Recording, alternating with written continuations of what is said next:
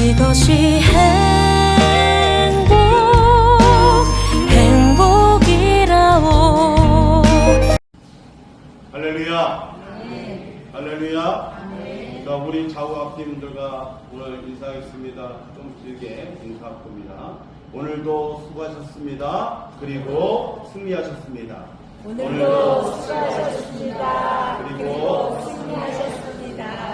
아멘. 자, 오늘 본문 말씀, 예레미야 선지자가 활동하던 이 시대에 나라가 혼탁하고 흔들리고 사회는 무너지고 영적 감각을 잃은 그런 사람들이 가득한 시대였다라는 것을 오늘 본문에서 밝히 볼 수 있습니다. 근데 놀랍게도 이 시대의 문제는 정치나 경제 이런 문제가 아닙니다. 하나님의 백성이 하나님을 더 이상 경외하지 않은 데에서 시작되었던 부분들이 있지요. 오늘 본문에 우리에게 이렇게 묻습니다. 여러분은 어떤 삶을 살아가고 있는지, 또 하나님을 경외하는 삶인지, 아니면 하나님을 잊어버린 삶인지를 이야기하고 있습니다. 하나님은 이스라엘을 이렇게 진단합니다. 하나님께서 이스라엘을 이야기할 때에 특히 좀 악한 모습을 보거나 또한 마음이 이렇게 시원치 않도록 볼 때는 꼭 이스라엘을 이렇게 표현합니다. 너 야곱아. 야곱이라는 이름이 뭔지 아시죠? 그러니까 그래서 이 야곱아 이렇게 부릅니다. 이스라엘이라고 안 불어요. 이스라엘은 하나님을 이긴 자, 야곱은 그건 모시기 그잖아요, 그죠? 강도, 남의 발을 잡는 자. 그래서 악한 모습을 볼 때 또 배반하거나 또 하나님을 버릴 때 꼭 이렇게 야곱이라고 칭합니다. 그런데 좀 좋은 모습, 회개하고 돌이키면 꼭 이스라엘아라고 이렇게 불러줍니다. 왜냐하면 야곱이 야복강에서 하나님과 대련해서 그죠? 천사와 씨름해서 이기고 나서 이름을 바꿔주죠. 야곱에서 이스라엘. 그러니까 이 변화된 모습이 있을 때에는 이스라엘아라고 불러줘요. 오늘도 이 이스라엘을 이렇게 진단해요. 너희에게 눈이 있어도 보지 못하고 귀가 있어도 듣지 못하는구나. 즉 다시 말씀드리면 하나님을 보지 못하는 것이 아니라 보아도 못 본 것처럼 살고, 하나님께서 하나님 말씀을 들으면서도 안 들은 것처럼 이 사는 모습을 일러주고 있다라는 거예요. 그래서 하나님은 그들의 눈을 열기 위해 아주 익숙한 장면을 보여줍니다. 그러니까 하나님도 예를 들어서 이야기하는 거죠. 뭐죠? 바다입니다. 그러니까 아무리 파도가 거세게 치고 아무리 태풍이 몰아쳐도 그 바다는 뭐예요? 모래 언덕을 넘어설 수 없다라고 이야기해 줍니다. 왜일까요? 바다가 약해서 그런가요? 아니죠. 하나님이 넘지 말라고 선을 정해 놓으셨기 때문이라는 거죠. 그래서 절대로 넘어설 수 없다라는 거예요. 그런데 이 바다가 노하면 건물이고 사람이고 다 쓸어버립니다. 해일이 일어나면 그죠? 어마무시하게. 그래서 하나님이 노하면 그냥 하나님께서 어떤 나라를 통해서도 이스라엘이고 남유다하고 다 그냥 그래서 경고하는 거죠. 자, 하나님은 때마다 이른 비를 주시고 늦은 비를 내려주시고 추수할 때도 또 정해 주시고 하시지만 하나님께서는 우리가 깨닫길 바라는 거죠. 자연을 통해서. 그러니까 하나님께 반역한 적이 없다라는 거예요. 자연은 전혀 반역한 죄가 없어요. 그러나 하나님의 백성은 그분의 사랑과 능력을 보고도 오히려 배반하고 떠납니다. 사랑하는 성도 여러분, 오늘 우리에게도 같은 메시지로 이야기하는 부분들이 있어요. 우리는 뉴스를 듣거나 신문을 보거나 SNS를 가득한 이 정보를 알면서도 정작 세상과 인생을 다스리는 하나님의 능력을 잘 보지 못한다라는 거예요. 정보는 누리면서 하나님의 능력은 잘 보지 못한다라는 그런 이야기입니다.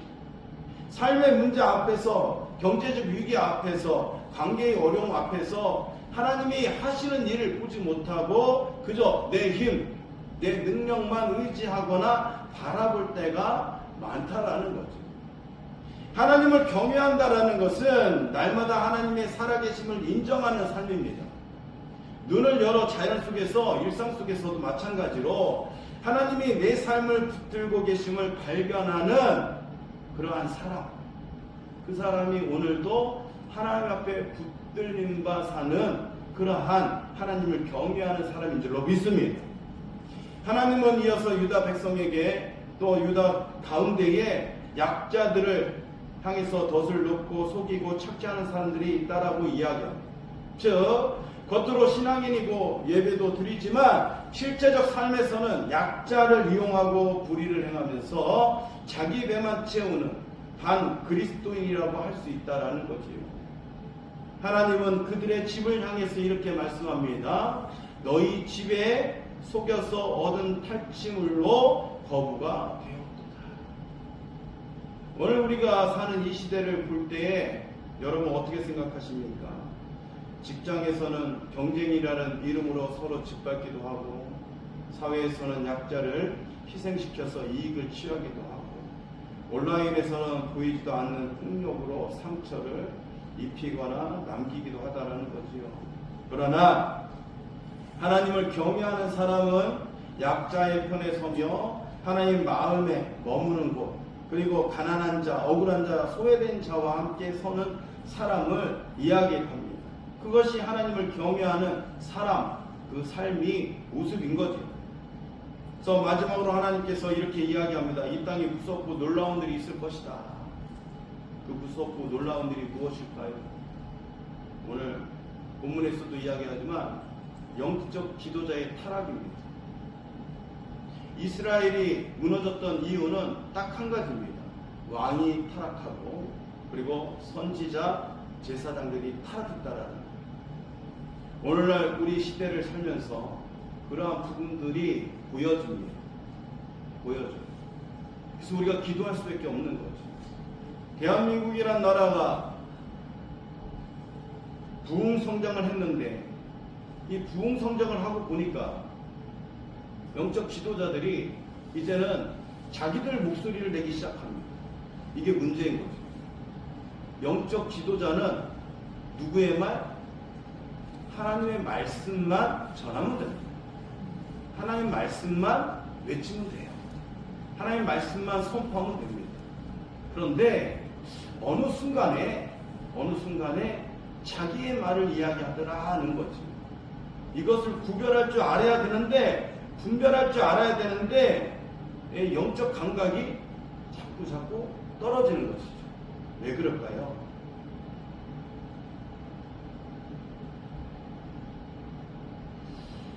아담과 하와가 하나님과 같이 섬기면서 하나님과 이야기를 나누고 관계를 잘 맺다가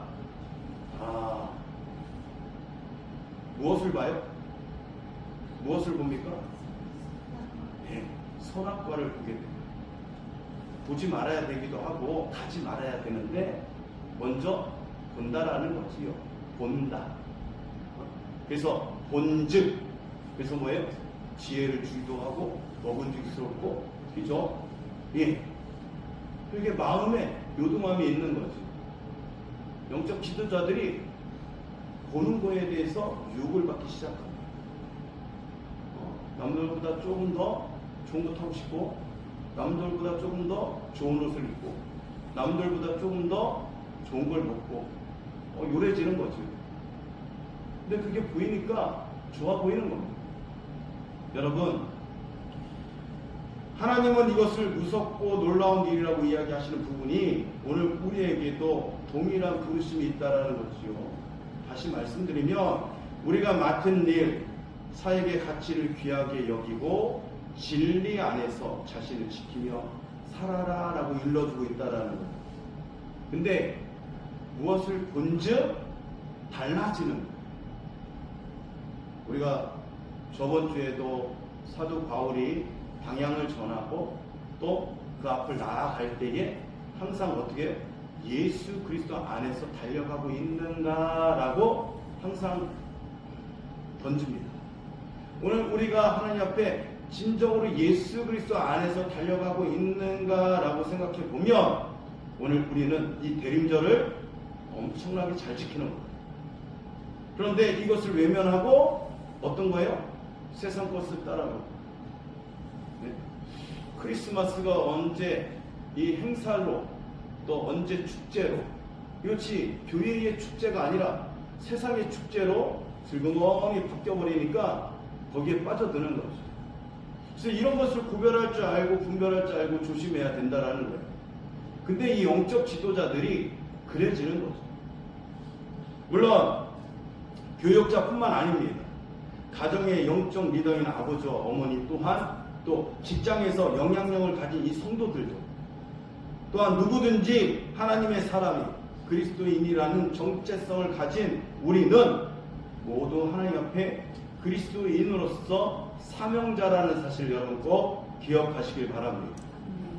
오늘 예레미야를 통해서 일러준 건 뭐냐면 우리는 하나님의 사람이자 사명자이라는 것을 또 한 번 일러주고 있다는 거예요.